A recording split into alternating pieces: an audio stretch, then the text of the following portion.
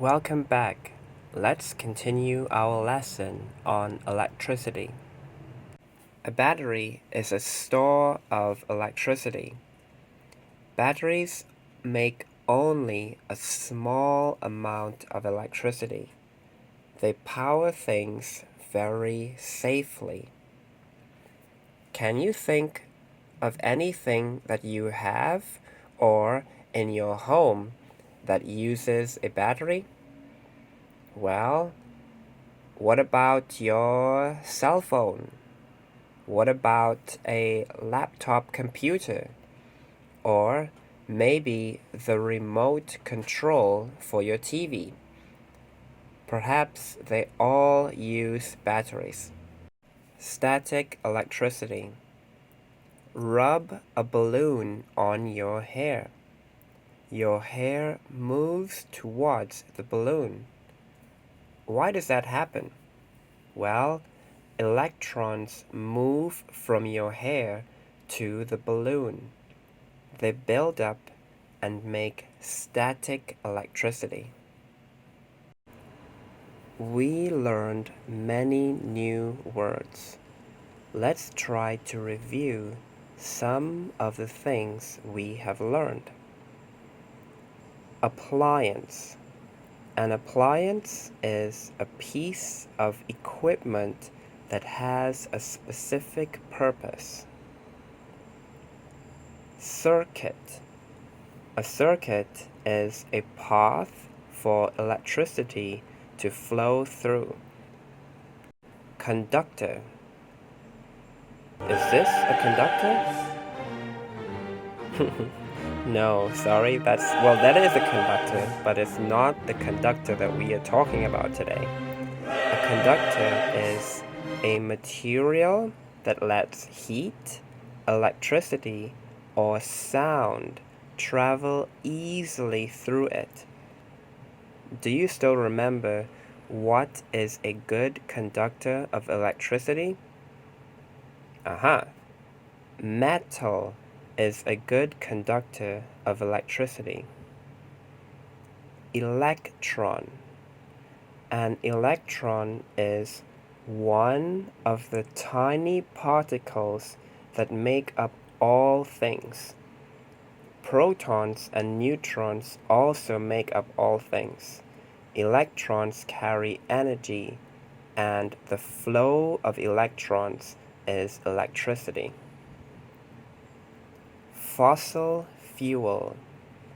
A fossil fuel is natural fuel formed from the remains of plants and animals. What that means is that plants or animals that died a long time ago, they turned into fossil fuels. For example, coal, oil, and natural gas are fossil fuels. Insulator. An insulator is a material that keeps electricity inside wires or paths. An insulator does not allow electricity to flow easily. Can you remember an example of an insulator? I'll give you a hint. What are electrical wires usually covered with? Aha, plastic. Plastic is a pretty good insulator. Finally, static electricity. Static electricity is the build-up of an electrical charge on the surface of an object. Static electricity can make your hair stand up. It's pretty funny, isn't it? Thank you very much for listening carefully to these lessons. Now it's time for an activity. If you rub a plastic comb with a wool cloth, you can cause someone's hair to move. You don't even have to touch the comb to the hair. What other things might move as a result of static electricity? Do the following experiment to find out.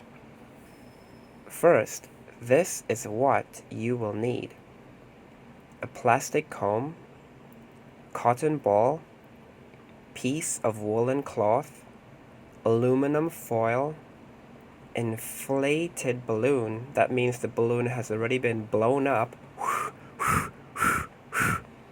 toothpick, a mixture of salt and pepper, a small piece of rubber. For example, you can take a small rubber band and cut it into tiny pieces. Different kinds of paper, such as construction paper, writing paper, tissue paper, and wrapping paper. Finally, you need a phone with a camera, or perhaps crayons and paper will also do. Okay, so that's what you need. Now, this is what you have to do. Rub the plastic comb with the wool cloth 5 times. Bring the comb near to each material.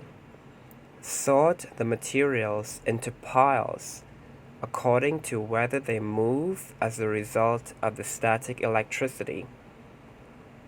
Take or draw a picture to show which items are in each pile.